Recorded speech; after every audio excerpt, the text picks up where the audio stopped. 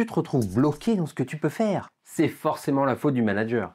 Ce manager, cette personne, t'empêche de mettre en place les bonnes actions, de prendre les bonnes décisions.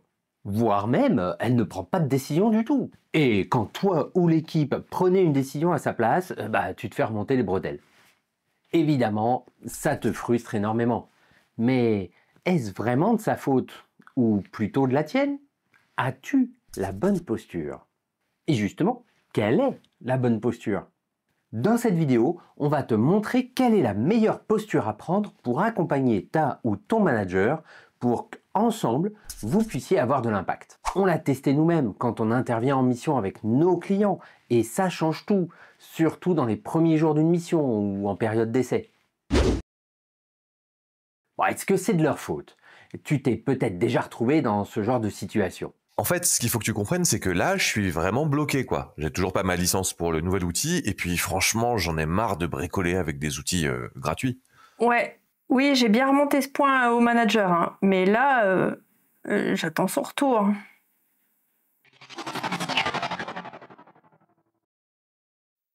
D'accord, très bien. Bon, vous avez d'autres points à remonter? Ouais, j'ai toujours besoin de débloquer le budget pour l'équipe Panda. Est-ce qu'on a du nouveau? Ah oui, c'était pourquoi déjà? Rappelez-moi. Eh ben, l'équipe, elle en a besoin, quoi. Elle en a besoin pour avancer. Elle est bloquée à cause de ça. Il lui faut ça. Ah oui, je vois. Ouais, écoutez, c'est un peu comme je vous l'ai dit la dernière fois, hein, c'est pas vraiment la priorité du moment. Mais bon, comme vous êtes agile, je vous fais confiance, je pense que vous trouverez une solution. Ok.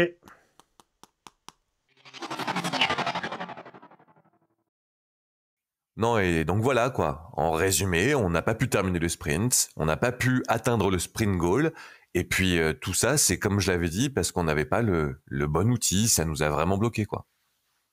Ah oui, sur ce point. Eh bien, on n'aura pas le budget. Va falloir se débrouiller sans. Voilà.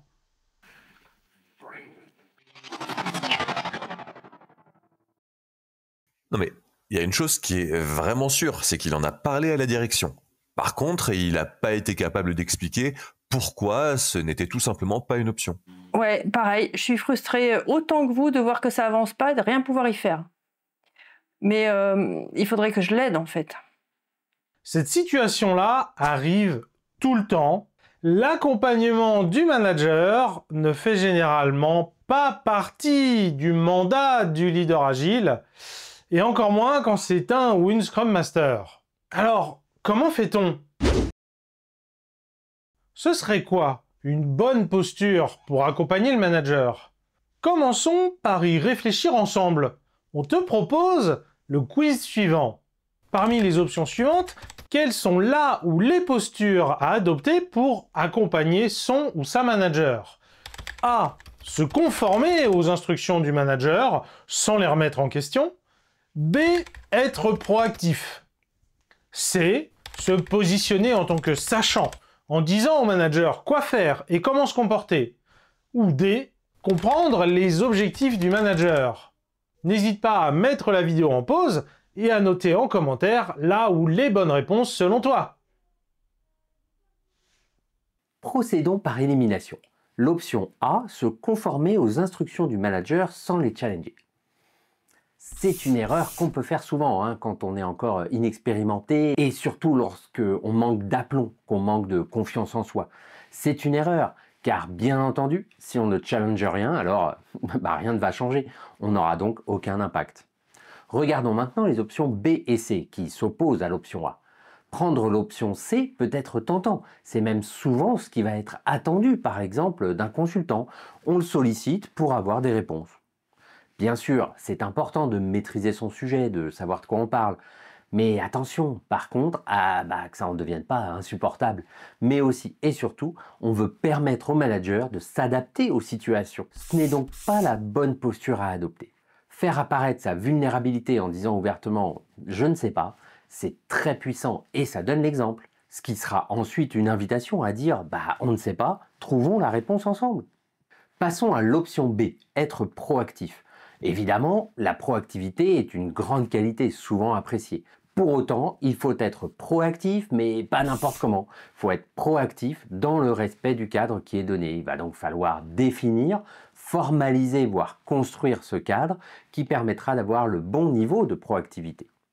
Plus important encore, c'est la communication. La communication, elle, se doit d'être proactive, sans forcément demander la permission de faire dans tous les cas. On dit ce qu'on va faire et dans quel but. Ça fait toute la différence. Reste l'option D, comprendre les objectifs du manager. Ça va être la clé, les fondements de la réussite de ton accompagnement du manager. Pour pouvoir l'accompagner, tu dois savoir quels sont les enjeux sur lesquels il ou elle est attendu. Reprenons ces éléments et structurons-les. C'est quoi la bonne posture pour accompagner le manager? Il y a 3 piliers pour une bonne posture. Le premier pilier, c'est de comprendre les objectifs du manager. Tu dois connaître ses enjeux, ses critères de succès. Et tu verras que souvent, ce n'est déjà pas très clair pour ta ou ton manager. Et dans ce cas, la première étape, ça va donc être de l'aider à mettre au clair ses propres objectifs. Le deuxième pilier, c'est la communication proactive, dans le sens de l'atteinte de ses objectifs, d'aider le ou la manager à prendre les devants, à partager ses idées et besoins, mais aussi de ses limites et contraintes. Le troisième pilier, c'est l'adaptabilité et la flexibilité. Donner comme outil au manager que lui ou elle, comme l'équipe, doit savoir s'adapter aux situations, sans perdre de vue l'objectif final. Pour pouvoir faire tout ça, il faut d'abord t'assurer que tu en as l'autorisation. On a un super outil pour faire ça, qu'on a déjà présenté en vidéo, le mandat de mission. Il permet de clarifier les interactions et surtout d'identifier les limites de ta mission. Et tu peux même retranscrire ces 3 piliers dans le mandat. Ce qu'on va retrouver généralement dans un bon mandat, c'est entre autres un synopsis de la mission, une définition des critères de succès de la mission, sous une forme très concrète qui laisse peu de place à l'interprétation. Et bien sûr, d'autres choses qui vont dépendre de ton contexte. C'est pour ça qu'on a structuré nos formations autour de la mise en pratique dans ton contexte. Et ce n'est pas pour rien que ce mandat de mission est le premier sujet qu'on aborde dans notre formation Deviens meilleur leader agile. Ce qui fait qu'on a des exemples concrets de la mise en place d'un mandat sur le terrain. Les retours de la mise en pratique de nos élèves montrent des gains immédiats et surtout concrets. Par exemple, le mandat de mission a permis à Caroline de définir des objectifs pour pouvoir mesurer son impact et construire le bon produit. Nicolas, lui, a utilisé le mandat de mission pour poser des mots sur des intentions et pour formaliser des objectifs, ce qui a permis de construire une vision claire et partagée, focalisée sur l'impact attendu. Quant à Cynthia, elle a fait reculer son syndrome de l'imposteur en se réalignant avec son équipe et son manager via ce mandat. Et on a des dizaines d'autres exemples. J'en profite aussi pour te dire que si toi aussi tu veux une mission claire, tu veux renforcer ta légitimité et avoir un vrai impact, rejoins la prochaine session sur scrumlive.tv/leaderagile. Tu pourras rencontrer et discuter avec nos plus de 300 alumni. Pour avoir plus de conseils et de retours d'expérience sur la mise en place d'un mandat de mission, regarde cet échange avec Vincent Loisy, qui se trouve en plus être mon ancien mentor, et un accompagnateur agile senior qui maîtrise bien le sujet.